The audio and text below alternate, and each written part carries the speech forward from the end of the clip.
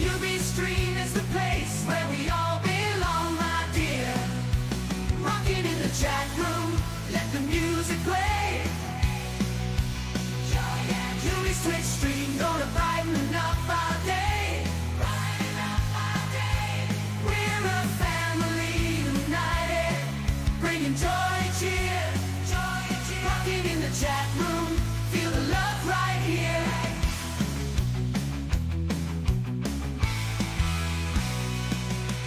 The countdown's ticking, anticipation rising high. Rising high. With every second passing, we're ready to fly.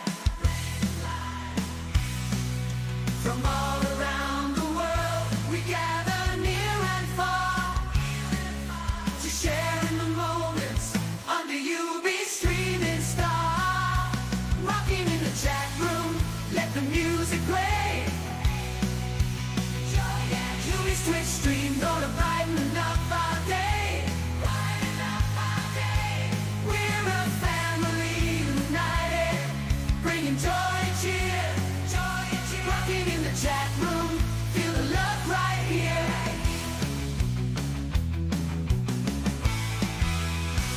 Right here. In the depths of the Twitch stream, where the vibes are bright, there's a gaming catastrophe trying with all his might. UB's fumbling through levels, but he's got one thing right. Chat's there to lift him up through every pixelated fight. UB's cursing at the game, hands trembling on his keys. But chat's filling up his screen with love and good.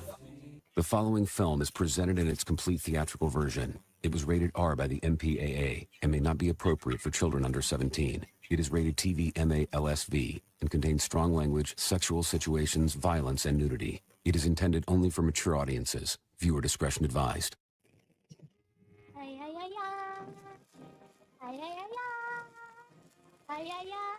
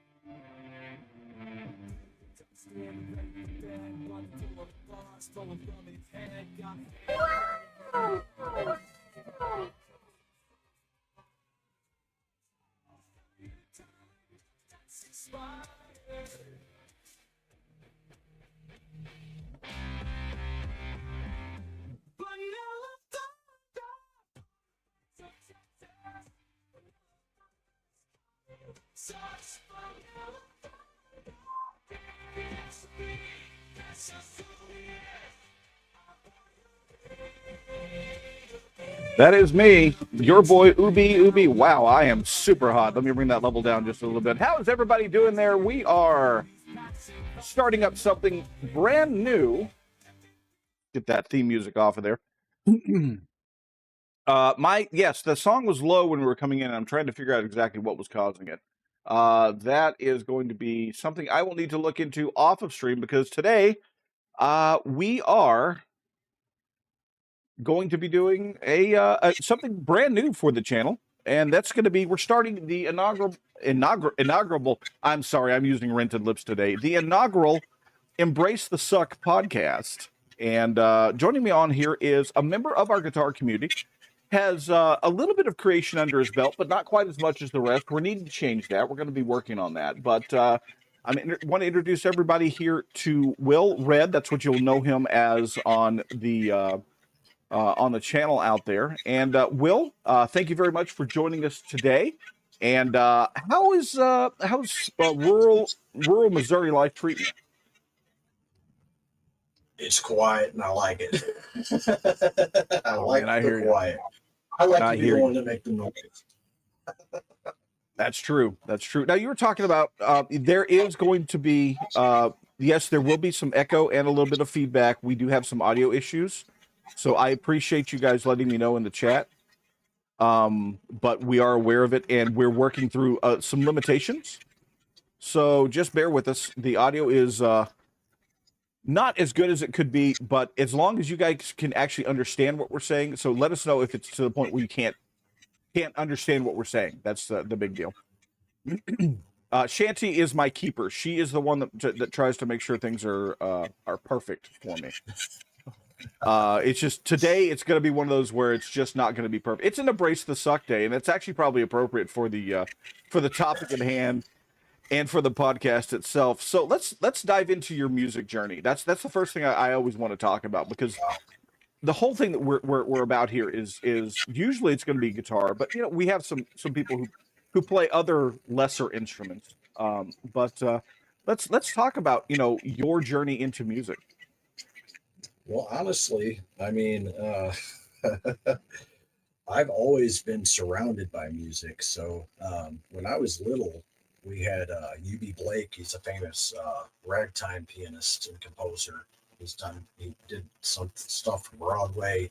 He was a dear friend of my grandma's, and he passed when I was 5. But I still have vivid memories of sitting around after dinner while he'd just go over to the piano and play. And then there were the St. Louis Ragtimers, who were local ragtimers, and my grandma was a part of them with the wash. She played the washboard, and her second husband played the clarinet for him. And then I had Mama's Pride, which was arguably the biggest rock band at the time that came out of St. Louis since probably Chuck Berry. And one of the founding members lived directly across the street from me. So I'd go over there quite a bit. And then I did a lot of choir in school any chance I got. But we were so under budget. My mom was a single parent. So, art was actually what I got into initially. A pen and a paper until I burnt out on that. And then it was about the time I turned 13, sometime between 12 and 13, I broke my left forearm really nasty in a skating accident.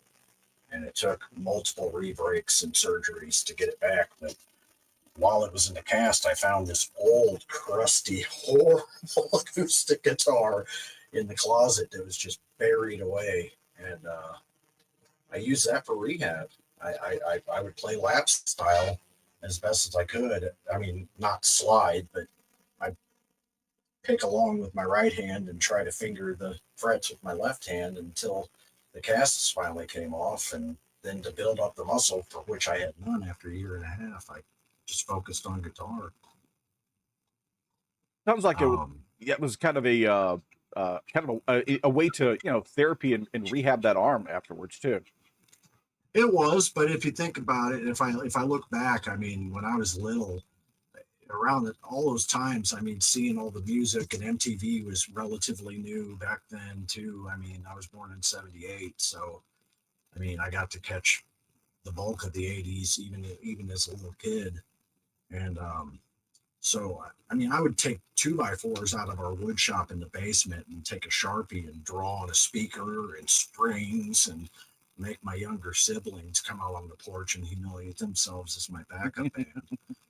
So, I mean, I've always been into music. Once I finally found that guitar, as bad as it was like I just found, SpongeBob under the sea or something. It was just weird and fantastic and interesting, and I just never stopped being in love with it. That seems to be the way. There's only two people with guitars. Either they picked it up and they just put it back down immediately, never picked it up again, or you pick it up and it becomes a part of you. So tell me about the way things, because obviously that's the start there, but it kind of grew and grew for you as things went on, huh? It did. So there was also a band named Conquest. They were one of the biggest metal bands out of St. Louis around the same time. They're still kind of going. It's a couple of the original members, and then they've got some fill-ins now at this point. But um, it was Conquest, and then there was the band Tail Gunner, which was a cover band in St. Louis, and both of those bands, the singers were best friends. So I kind of interwove my technical skills that I was acquiring between both of them. But it all started. I saw the van getting loaded for a gig one night, and after watching them on my big wheel for a long time, and later my bike, I just started going over loading the van until they finally had to take me seriously. And then I got in with the band, and I mean, we just ran with it. I was severely too young to be in any of the clubs or venues we were going to, especially after hours. Um, but I mean, we it worked. The clubs didn't mind. At one point, there was a radio poll trying to figure out who had the best stage presence, who had the best this, but somewhere down very far on the poll, there was a who has the best stage crew in the metro area, and they just said Tail Gunner, and it's just this one kid, and I loved it. I heard that on the radio, and they didn't know who I was. They just said it was just this one kid, and it was a joint poll, I think, between a couple of radio stations. But I got to work with KSHE 95 a bunch. I got to ride around in the famed Monster Mobile a couple times. I got to work with people from 105.7 The Point, which was it's the alternative station. I got to work with some DJs out of the old, what used to be the old K Hits or KSD. I forget the exact call sign for that one, but I met a lot of great people through them. I met the singer for a band called United out of Japan, record producers and everything, but I never did anything. I was always the guy in the shadows lurking, that was, fetch me kind of like in Goodfellas, fetch me a sandwich, do this, do that, light the car on fire. I'm joking about the car fire. But, it was that kind of thing. I always wanted to be a rock star. And Right. So I did whatever needed to be done. So, and that kind of carried on for a bit for you, that behind the scenes, that support role. Of course, you realize you learn a lot even just from that. I mean, about not just the music industry, but playing music as well, since you've got kind of a front row seat for these guys who are on a regular basis out there putting a show on. So where did it go from there? Well, so I did that all the way through my teens, and then I had started to get into I had started playing with some kids that I went to high school with, and we had a metal band that we were putting together. And about that time, the drugs started coming into play too much. Cocaine was introduced, and I dabbled in it for a little bit with them every here and there, but after that, it was like I just got to get away from this all. I don't want to be a part of it. Your guys are my friends, but you're going down the wrong road. Luckily, they're all doing great now. So I mean, I think what we all kind of hit that point, but I kind of hit it before they did. And I was walking down the street, leaving my buddy Paul's house, as a matter of fact. Just not even thinking about a thing. And I happened to pass my wife's dad's place, and I heard a scream come off and I hadn't seen her in a long time. She'd been caring for her passing grandmother, so I didn't even know she was, where she had gone. And we reconnected, and it's been, we're 27, 28 years now. And I guess we moved down south around 2000, and then we had our first kid in 2002, and our second in 2004. So we just kind of became family oriented, and that kind of took the focus for everything. All my time was consumed by work. I still tried to play, but work, and then of course times would get rough. I'd have to sell a guitar or something, or and then I'd acquire one again later. And I've done a lot of that. Um, there's been multiple times where there was a long duration of time, I should say, that I had nothing but an acoustic. And then my brother, it was an old beater acoustic, very similar to the one I learned on that I had. And then my brother got me this Washburn.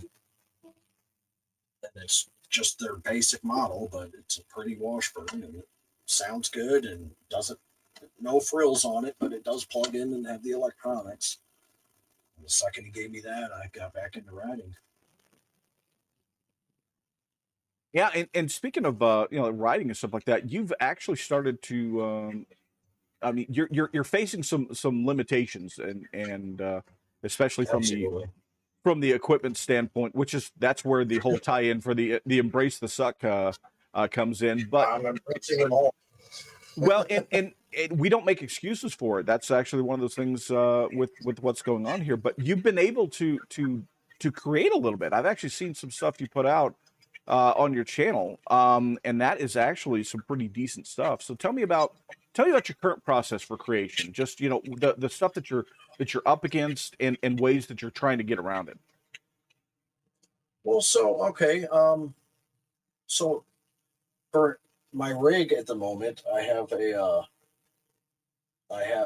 my main rig actually. I probably use my Spark Go the most. And that does have the live feature where you can record. And so I've been using that on my crappy Android phone. Thus, the Spark Android series began. Right.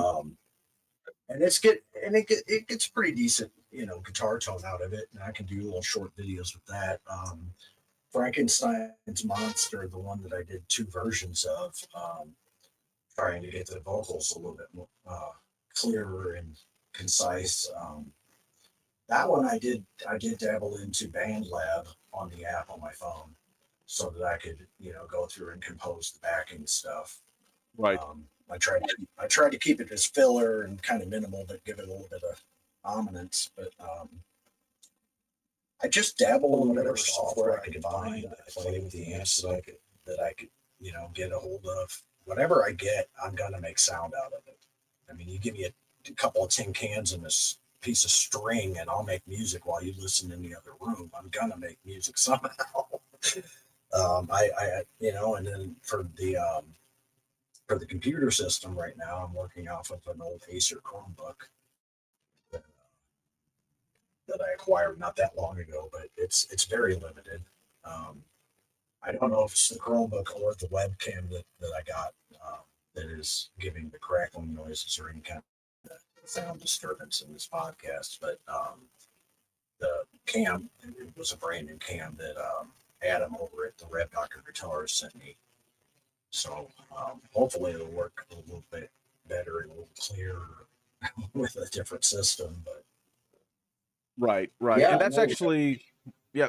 No, please tell me more about what you've got. yeah, sure. I'm not trying to interrupt. The rig that I have that I play through when I play louder, I have an old custom 30-watt amp. It's a bass amp that my buddy Paul gave me, and it gets a really clear flat response. You just have to kind of dial the EQ. I mean, obviously it's going to be bass heavy, but the old crate amps were bass heavy too, so it's nothing I'm not used to. But it does. It works great with the pedals. It works with the Spark. Although the one downside of the Spark Go is I don't know if you can see this on the camera, but it's only got the 1/8 inch for the out. Yeah. And and you have to use a jack and then the cord. And unfortunately, the only jack I have, for whatever reason, you have to stick the cord in just so far and let it rest. And the Spark Go is notorious for moving, and so the cable likes to come out. So I can't run the Spark through any of it yet, but my Donner Pocket X and the Embark distortion pedal sound killer through the bass amp. And then the top amp is a rock-filled 20-watt that I originally was using for guitar that Adam, again over at the Red Doctor, sent me, and I've been using that for my vocals. and it's been doing just fine for a small atmosphere. That's something I found that, like, especially when you're recording small like that, you don't need something that roars. You just need something you can control, so that whenever you finally do get it recorded, you can make it sound as massive as you want. I think it's one of the main reasons why I'm mostly digital. That, and I just don't have the floor space. I don't even have the space for a little amp behind me. Well, I'm kind of sitting on top of mine, but Yeah. But I honestly, you know, I mean, most people have, like I said to you earlier, most people have a man cave. I have my man cove. You know, I mean, it's a couple inches above me, but I like the little area. It does get a pretty warm sound in the room. Amp wise, you know, I honestly, the best recording amps that I've ever dealt with, personally, like in my own use anyway, have been through the Black Star line. I really dug their HT5 when I had that. Being 5 watts, it had a real good tube sound. I think there's a misconception with those where people think it says tube and people think that it's an all tube thing, and there's some kind of hybrid technology in that that makes it kind of quasi, but they still do call it a tube amp. And then you know, I'd really like to get into something like out of the Black Star debut line, honestly, because just the power attenuation. I don't care if you try to plug in direct and it kills the speaker, because I'm not going to be doing that. That's the only real downfall on the debut 50s. And they're under $300, which fits my channel to a T, because one of the things I hope to do is show people how less than $300 can get you some kind of a decent sound, and people will enjoy it, and so will you. For sure. Well, one of the things that we need to do as a community, and that's actually one of the that's one of the reasons why I want to bring on both our bigger creators, but also our smaller ones and people who maybe have not started, is this community is really good about trying to get together and help each other out, either with encouragement or actually actively getting, you know, gear to the people who need it, especially the ones who are willing to get out there and create. And I don't have the ability to. Hopefully, Brandy can do it for me real quick, to get out there and get a link to your channel into the chat. I had meant to put it in the description, and I have a checklist, and we fail them often, but hopefully Brandy can dig that up for me and drop it out there. I really encourage people to go see what you have done with what you've just described that you have here. It's very, I would say it's similar to where I started with that Rocksmith cable and that poor acoustic that's sitting there behind me.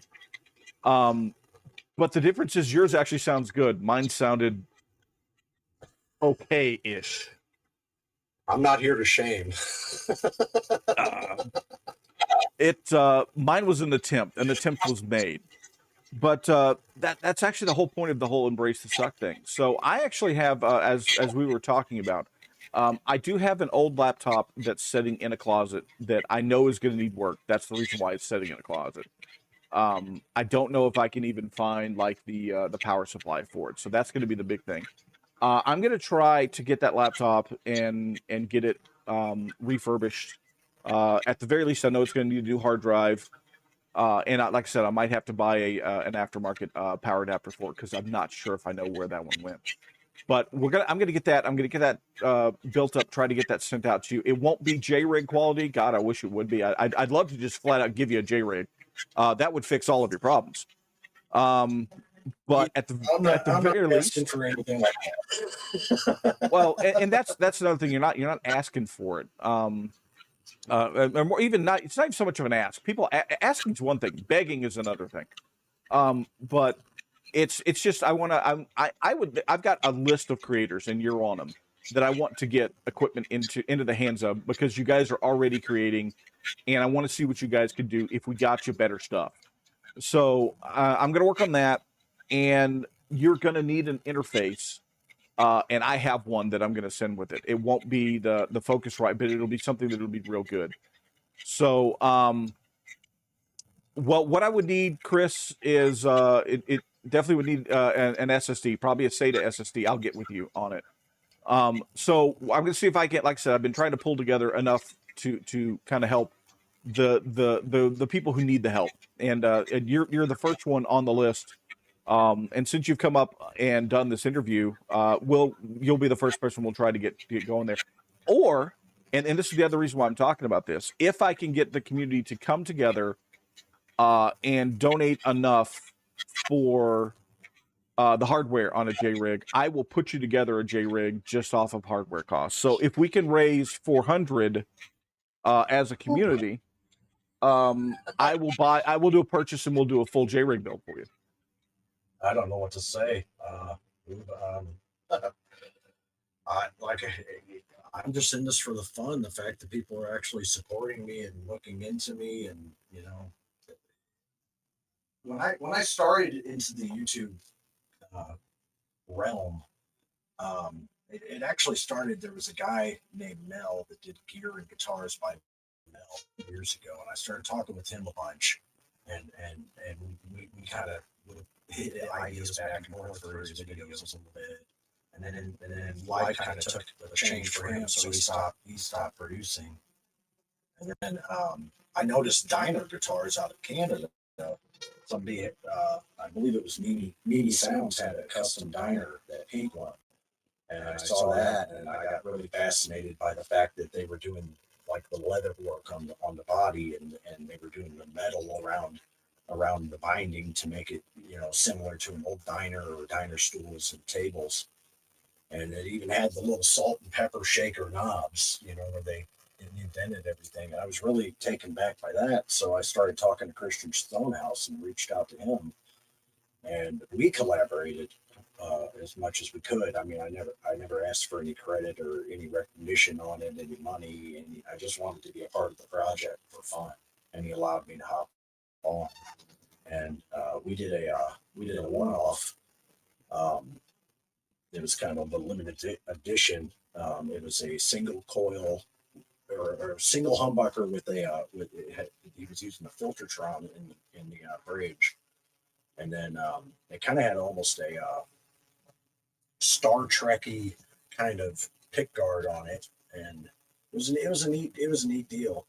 And I had a lot of fun working with him. And then I stumbled onto Adam's channel, and as soon as I reached out to him, we had so much in common with our love for music, and you know, we wanted this. What you're doing now is exactly the kind of thing that we had talked about initially, and then he kind of got swamped with life. He's still shooting videos and everything. He just couldn't do this quite as much.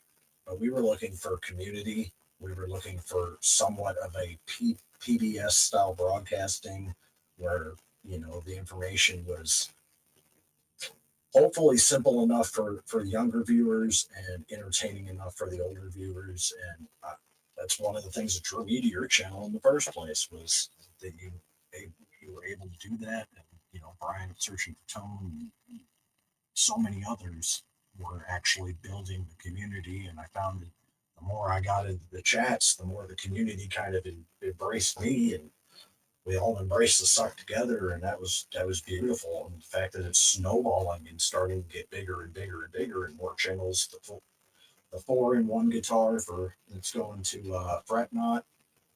All this stuff is just amazing. It's what I've always wanted and always dreamed of, and I've been talking about for about a year now with Adam. So I mean, this is all the same stuff that we've been trying to achieve. We've just been kind of limited in our time and everything so far.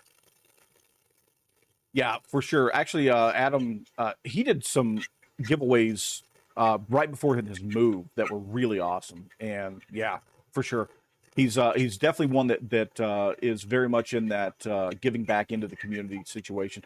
And we've got so many people. Like, I got my start. What really jump started my channel was Jace Allen from Jace Allen Guitars. He sent me I remember I started just on that Kona. I had literally had no other guitars other than an acoustic electric.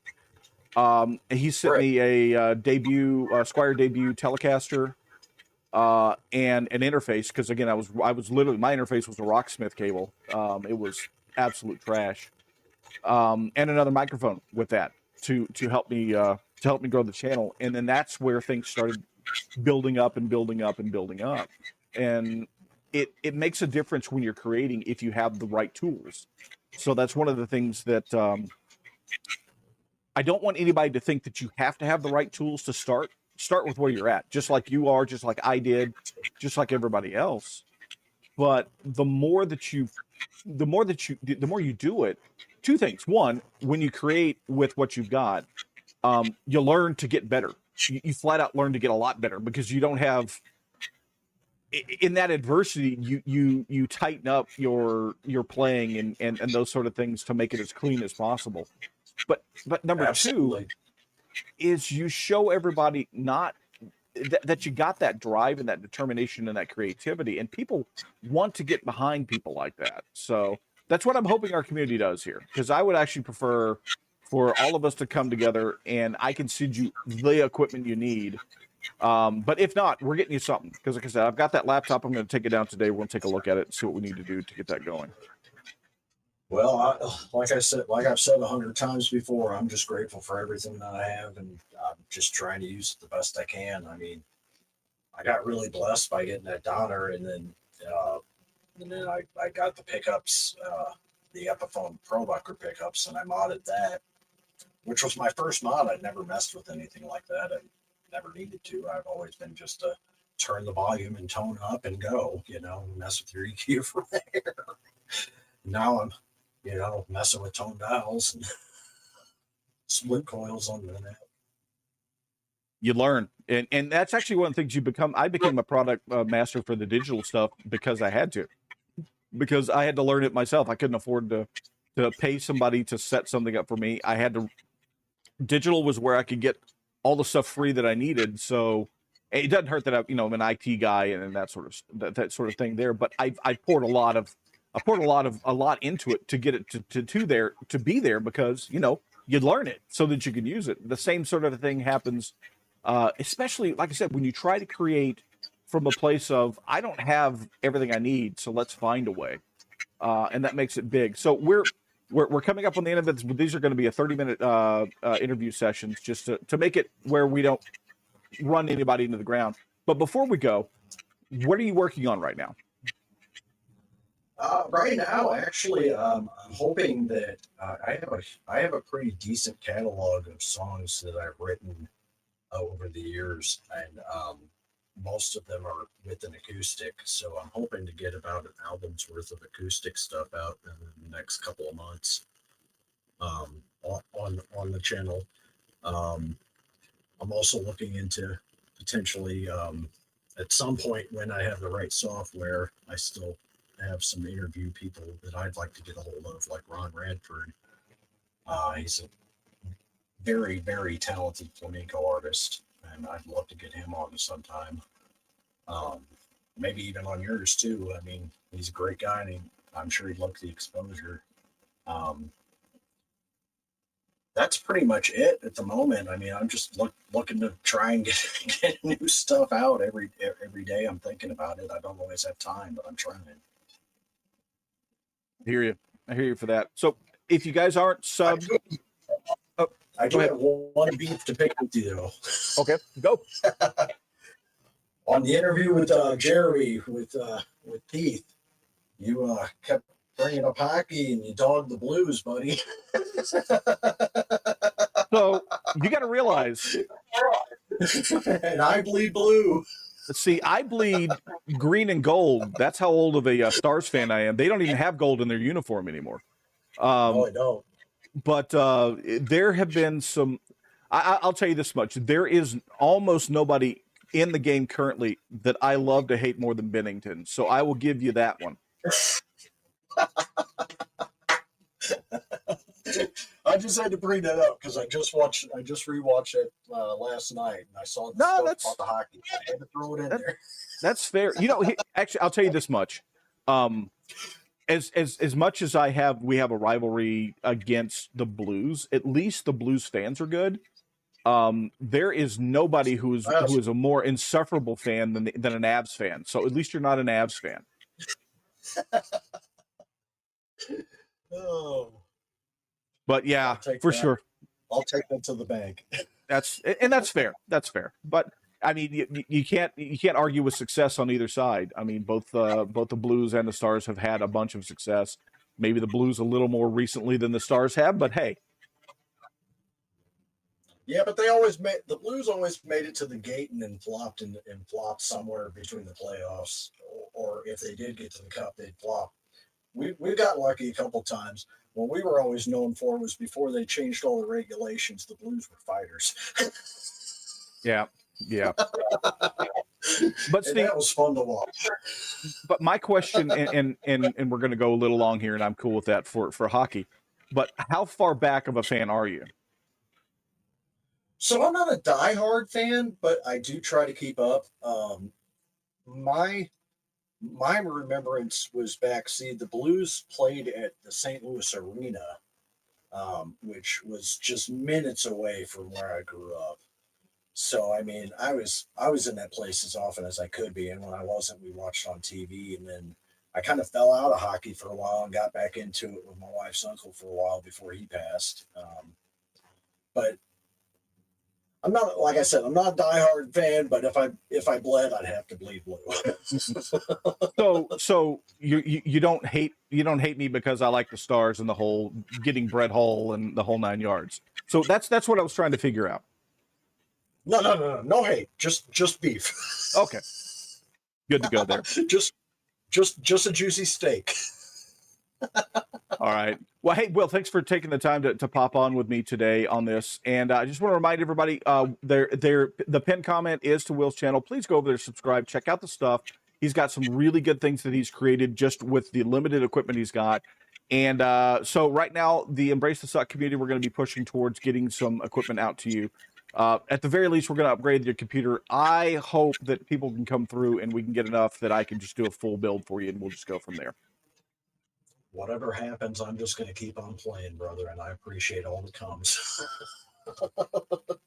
The right way to do it. All right, man. We're gonna wrap it up here, and I want to give a big thanks to the Patreon members who make this possible. Obviously, you know who you are. It's all on the screen over there. Don't stress it, people. You know you're there. You've gotten your money's worth. But any support going to the channel right now, I'm going to be feeding over whatever we get for the next couple of days. We'll feed it into the fund that we need to get Will all set up and get going. But in the meantime, everybody, thank you very much for being on both my and now Will's guitar journey, and hopefully you can let us be in on yours.